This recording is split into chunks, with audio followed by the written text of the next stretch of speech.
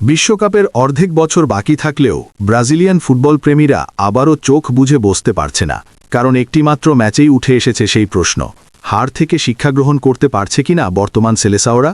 এবং এর মধ্যেই তাদের কোচ কার্লো আনচেলোত্তি নতুন চ্যালেঞ্জের মুখোমুখি।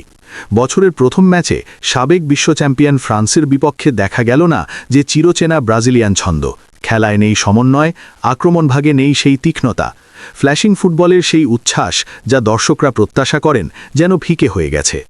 এই ব্যর্থতার ঠিক পরেই আনচেলোত্তির সামনে আসছে বড় পরীক্ষা, ক্রোয়েশিয়ার বিপক্ষে ম্যাচ। এটি ব্রাজিলের জন্য এক ধরনের ফাইনাল, কারণ বিশ্বকাপের চূড়ান্ত স্কোয়াড ঘোষণার আগে এটিই শেষ প্রতিযোগিতামূলক ম্যাচ। খেলোয়াড়দেরও রয়েছে নিজের স্বীকৃতির লড়াই। ক্রোয়েশিয়ার বিপক্ষে তাদের সেরাটা দেখাতে হবে যেন মূল স্কোয়াডে জায়গা নিশ্চিত হয়। কিন্তু সবকিছু এত সহজ নয়। ইনজুরি সেলেসাওদের জন্য বড় ধাঁধা হয়ে দাঁড়িয়েছে। রেড হট ফর্মে থাকা রাফিনিয়া এবং ডিফেন্ডার ওয়েসলি, যারা ফ্রান্সের ম্যাচে খেলেছিলেন, এখন মাঠে নামতে পারছেন না। এর পাশাপাশি পিএসজি অধিনায়ক মার্কিনহোসও হ্যামস্ট্রিং ইনজুরির কারণে কিছু ম্যাচ মিস করেছেন। তবে অভিজ্ঞ এই সেন্টার ব্যাক ক্রোয়েশিয়ার বিপক্ষে ফিরতে মরিয়া। জোরে সোরে তার পুনর্বাসন চলছে এবং আশা করা হচ্ছে অনুশীলনের 2 দিনে সে তার ফর্ম ফিরে পাবেন। ওয়েসলির জায়গায় মার্কিনহোসকে দেখা যেতে পারে, যা দলের জন্য একটি গুরুত্বপূর্ণ জোরালো হাতিয়ার। আনচেলোত্তির মস্তিষ্কে ঘুরছে একটিমাত্র প্রশ্ন, কারা সেলেসাওর মূল একাদশে জায়গা করবে।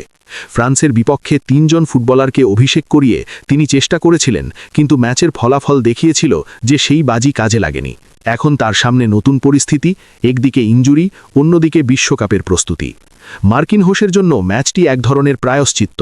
2022 বিশ্বকাপে কাতারে ক্রোয়েশিয়ার কাছে কোয়ার্টার ফাইনালে হারার সময় তিনি পেনাল্টি মিস করেছিলেন। এবার মাঠে নামলে সে ভুলের প্রায়শ্চিত্ত করতে চাইবেন এবং তার অভিজ্ঞতা ব্রাজিলের ডিফেন্সকে শক্তিশালী করবে।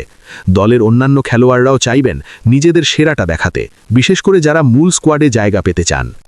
প্রস্তুতি শুরু হয়েছে গতকাল রাতের অনুশীলন দিয়ে। ক্রোয়েশিয়ার বিপক্ষে ম্যাচের আগে সেলেসাওরা আরও 2 দিন মাঠে অনুশীলন করতে পারবে। এই 2 দিনের প্রস্তুতি কৌশলগত সমন্বয়, আক্রমণ ও ডিফেন্সের সমন্বয় ঠিক করার জন্য গুরুত্বপূর্ণ।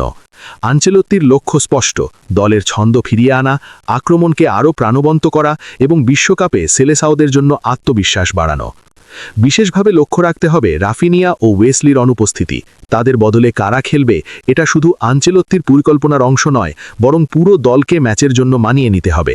পিএসজি অধিনায়ক মার্কিনহোসের ফিটনেস এবং অভিজ্ঞতা দলের জন্য বড় আশ্বাস। তার নেতৃত্ব ও ডিফেন্সিভ কৌশল ক্রোয়েশিয়ার আক্রমণ সামলাতে খুবই গুরুত্বপূর্ণ। ফ্রান্সের বিপক্ষে হারের প্রভাব থেকে শিক্ষা নিতে চায় ব্রাজিল।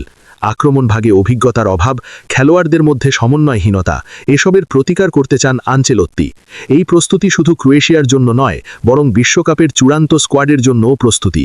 অতএব 1 এপ্রিল ব্রাজিল বনাম ক্রোয়েশিয়া ম্যাচটি শুধু একটি সাধারণ ফ্রেন্ডলি ম্যাচ নয়, এটি হবে সেলেসাওদের আত্মবিশ্বাস ও প্রস্তুতির পরীক্ষা, যেখানে দর্শকরা দেখবেন কিভাবে হার থেকে শিক্ষা নিয়ে একটি দল নতুন ছন্দে ফিরে আসে। ক্রীড়াপ্রেমীদের জন্য এটি এক অনন্য সুযোগ। মার্কিনহোসের প্রায়শ্চিত্ত, নতুন ফুটবলারের অভিষেক এবং আনচেলোত্তির কৌশলগত পরিকল্পনা সবই মিলিয়ে একটি উত্তেজনাপূর্ণ এবং নাটকীয় ম্যাচের রেসিপি তৈরি করছে।